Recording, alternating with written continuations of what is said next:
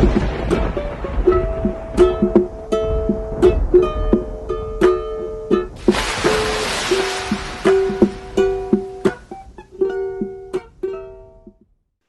Ali Malay, how's it going?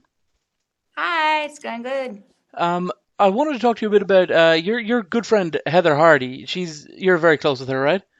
She's Yeah, yeah, been that's my girl. she's been very outspoken this last week about in boxing, or the last couple of weeks, about women's issues in the sport in terms of pay, in terms of positions on cards. Have you been keeping up with what she's been saying, and have you been talking to her about things like that?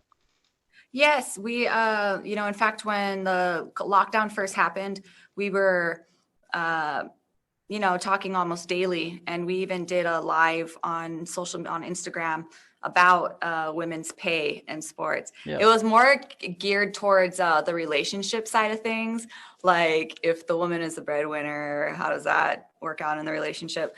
But we definitely talked about, yeah, women's pay in sports, and I'm 100% behind Heather, and asked her to share her experiences with, yeah, being paid in the boxing industry as a woman. And so, yeah, I have been following her. I mean, this last week, not so much, just, because I have a fight and everything.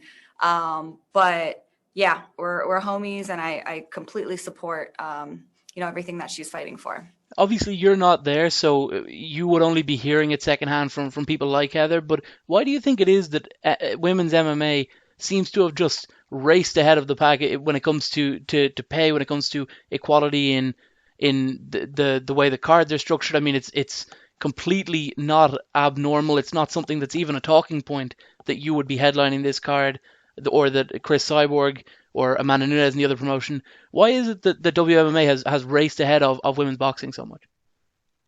I think it's because of promoters like Scott Coker. I mean, Scott has always been supportive of women's MMA. He was the one, I would say that he was the one that practically founded it and gave a stage and gave a platform and the spotlight to women in MMA. So I think it's individuals like him that have allowed um, women's MMA to excel, and he's the one that's putting us as the headliners. He's never doubted us from the beginning. Other promotions have. They have literally went out and said that we will never see women in the cage fighting ever.